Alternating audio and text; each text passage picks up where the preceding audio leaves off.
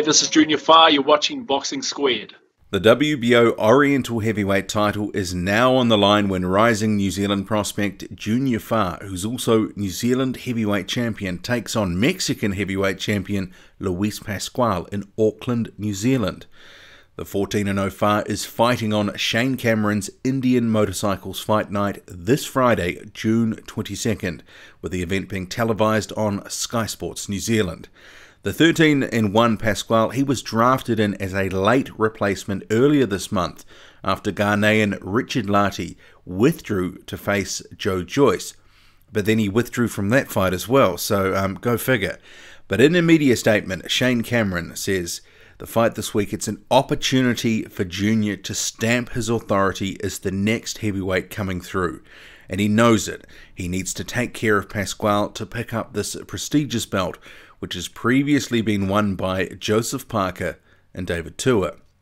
He says Mexicans are renowned for their toughness, so Farr is expected to have his work cut out against the newly crowned national champion, who arrived in New Zealand last week. So in terms of this fight, Farr, he has been in camp for a little while now. He's upped his game, upped his level of sparring, bringing in Malik Scott into camp for 3 weeks. And Farr, he actually says he's been learning a lot from Scott, and overall his training camp has gone well, in spite of the late change of opponent. The training camp's gone very well. Team is happy. I'm just basically looking forward to getting back in the ring again. I know my last wasn't that great, so I'm really planning to impress and to finish the fight off with style. Louie Pasquale, he's not a name that most heavyweight fans will be familiar with. So he's been fighting in Mexico primarily. He's not actually ranked as the best Mexican heavyweight, although he is the Mexican heavyweight champion. And I have seen some footage of him on YouTube, snatches here and there of different rounds from different fights. And I have to say, I wasn't hugely impressed by the 6'2" Mexican, but I do think that, you know, he's obviously game. He's coming to New Zealand to take on Farr, a rising prospect, so he must believe that he's got some chance. But, I mean, I actually think that Farr, he shouldn't have too many problems with Pasquale. We'll have to see about the toughness element that Shane Cameron talked about, but I do think that Farr will get a stoppage and quite possibly in those early rounds. But getting a win, it shouldn't be the only objective here, because Farr, he's got to put on a quality performance. He's got to look good beating Pasquale. And that's going to help build a bit more buzz amongst boxing fans and casual fans more broadly.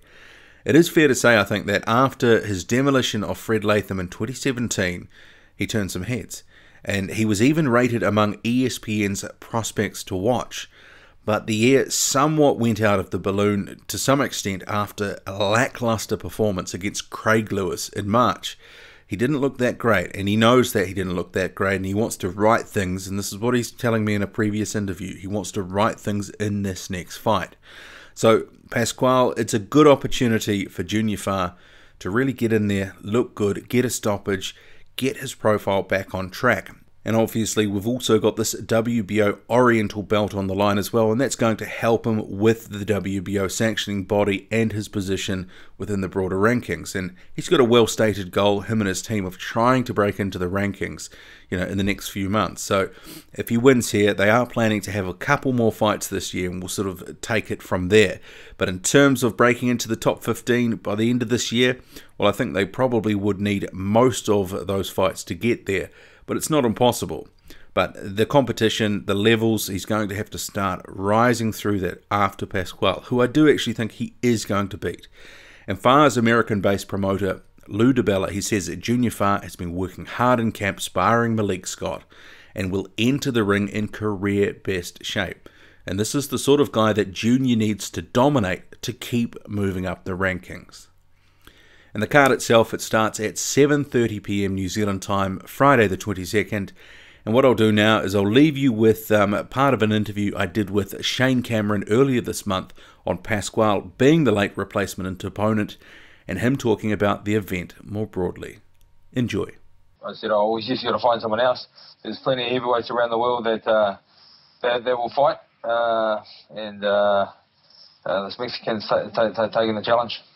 And this guy, Louie Pasquale, what can you tell us about him? Well, you see, me personally, I don't know too much about him. Mark Cadell, he said he's a sort of a come-forward fighter. He's very aggressive, Mexican. Mexicans are very, very tough guys. I think it'll be a good matchup. It's just great that that Junior ultimately is getting a fight. The key thing is you can do as much sparring as you want. But actual getting in the ring and doing the rounds and having the pressure, having the attention on you, and the psychological side that boxing brings, it just adds another component to him. Should be another win for him, so it's another stepping stone for him. This is Pascual is like really a stepping stone really for Junior Fa. He needs to make a statement really. His last outing, Junior Fa's last outing in New Zealand, which was against Daniel Tai, that was a very, very close fight. So I think this Mexican's going to be a similar sort of style as Daniel Tai, and he just needs to step up. And his last couple of outings in the US have been better, but you need to always continue to grow, because if you don't continue to grow, then someone's going to grow above you. It's not his first rodeo. This has happened to him through his amateur career, and as a pro anyway. So, him as a professional fighter, professional athlete, professional businessman, you got to act and you just got to cope with it. And you can't moan about it. You just got to deal with it and just get on with it. That's as simple as that. There's no excuses. You just train harder. He's got some good sparring. You got Malik Scott, the American, 6'5" American. He's down. He's been down here for nearly 10 days, and he's here for 3 weeks in total, sparring Junior. So Malik Scott, very experienced campaigner, matured his record. He's only had the 3 losses. One was to Dante Wilder, and then the big Cuban. So he's lost to some very, very formidable heavyweights. He was Joseph Parker's sparring partner as Joseph Parker was getting ready to fight Anthony Joshua. So no slouch. And I had a good chat with Malik Scott tonight, and he goes, "Yeah, man, my boy Monty Barrett." I go, "Yeah, I know him well, but no, he's a good man.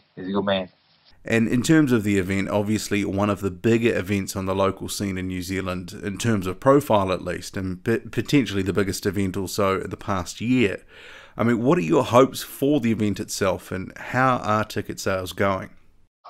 Oh, it's like this is my 10th show, but this is my 4th show with Sky TV. I'm enjoying the promotional side of things and the managing and guiding these young fighters. I've sort of been there myself, so I sort of know what it takes. But the show is nearly sold out. To be honest, it's nearly sold out. The sellout is 40 tables. I've sold 37 tables, so it's going to be a sellout. It's going to be a packed stadium. It's going to be a great night. On the card, we've got the Bowen Morgan and Shea Brock. That's going to be one doozy of a fight. That's a New Zealand title fight at light middle. So we'll find out who is the number 1 in New Zealand. Bowen Morgan thinks he is. Shea Brock thinks he is. So let's go and see who is the number 1 in that division. And that's going to be one hell of a fight. 2 punches, be like 2 bulls going at it. That fight ain't going to go the distance. It's over 10 rounds, and I'm going to assure you that ain't going to go 10 rounds. Someone's going to get hurt. Someone's going to get knocked out. And are you expecting that one to actually be the most action-packed fight of the night? Yeah, well, I'm not sure how this Mexican's going to come. I know formidably, sort of historically, I suppose, Mexicans are very tough campaigners, and they certainly come to fight. And like I said, Junior Fa needs to make a statement. For me, my goal is to give these young guys the opportunity to expose their skills on national television. I'm the only one doing it in New Zealand now, outside of Duco, and Duco don't put promotions on in New Zealand, so it's just me. So I'm the only one with a Sky contract, and so I take that personally. I take that seriously, and I give the opportunity for these young guys to showcase their skills on national television. And I said to them every time at the weigh-in, I said, we're in the entertainment business. You got to entertain. If you don't entertain, I don't ring you back. If you entertain, I'll be ringing you back. It's as simple as that. We're not playing marbles here. This is a serious sport, where people get seriously hurt. But there's good entertainment when 2 boys are going at it well.